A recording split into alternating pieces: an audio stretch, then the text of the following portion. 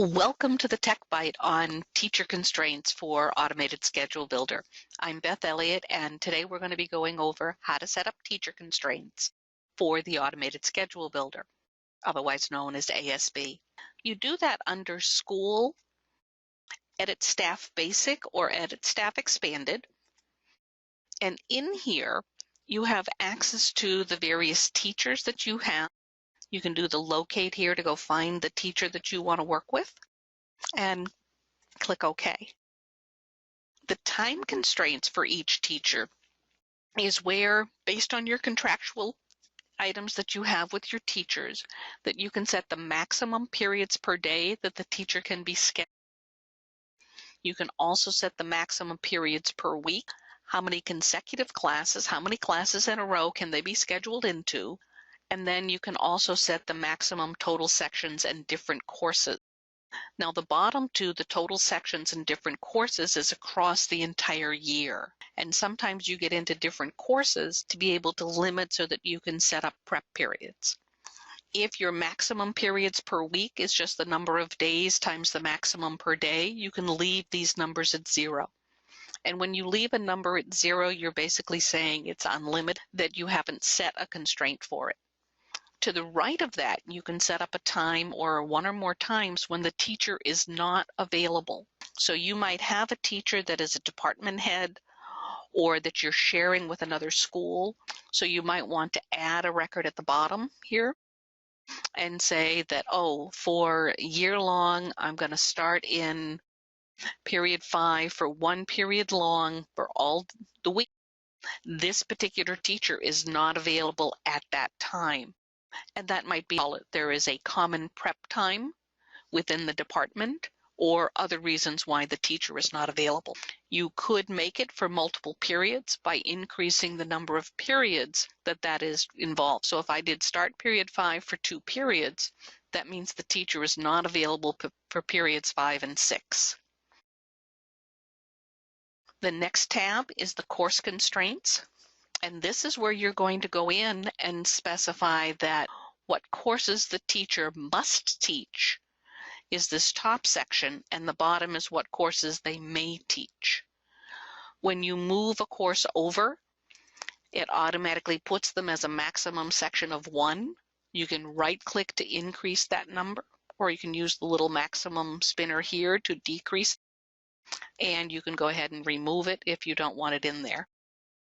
In this case, this teacher must teach or has a maximum of 4 sections of civics and 2 sections of civics honors. Below that, you can move over as many courses as you want that the teacher may teach if you go beyond the must. And when you Automated goes to put the teachers into section, it's going to look at this various information, and you can specify I only want to look at my must list when I build my sections. So it's going to put the teacher into this area first, and that's what it's going to use. But it can't put them in more than the number of sections that are here. It could put them into less, but Automated Schedule Builder cannot put them into more. If you use all constraints, it's going to use both what's in the must teach and the may teach, without any regard that it wants to put them into the must first. So be aware of that. And some schools, they only put in the must. They don't bother with the may. Or if they put the may in, it's more for a reference of what else the teacher may teach. The next tab are the room constraints. And in the room constraints, there's 2 areas that you can work with. You can say that the teacher may teach only in a specific room, in which case that's their room. So when they get added as a section, they automatically get that room. Here what we've done is we've said that they may teach in any one of 3 rooms. And you can change the order. If you predominantly want them in room 202, you can put that to the top of the list by just clicking and moving the little mover square. Click and hold and push it up to the top. And what that means is as it goes to build sections, if for the time frame that the section is being built, if that room has not already been used, it's going to put the teacher into room 202. And if they can't go in room 202, it'll then put them in room 201 and then into 203, as the case may be. Now, there might be room constraints that say certain courses have to be in certain rooms, and then that gets taken into account also. The last of the tabs are the departments, in which case you can move up to a total of 4 different departments that the teacher may teach from. But do remember that in a department situation here for the teachers, they may teach anything in that department. So you probably don't want to move your science over, because the teacher that can teach biology might not be able to teach physics or chemistry. So you need to be careful when you're putting those over. But the departments are only used if you say use all of the constraints. That's how you set up your teacher constraints. You can, once you have these set up, go to the printer button or come in under school management reports, and do your staff listings. But in here, instead of doing the summary, you can come down and say, I want to see the teacher scheduling constraints listing. And what's really handy is you can come in and pick and choose, either do all of your staff, or you can select them based on department. The default is you're going to see all of your constraints, and you can even do a new page for each staff member. So if I want to come in and look at Zachary here, I can go ahead and print, and I'm going to see his information. So it shows me the time frame they're not available.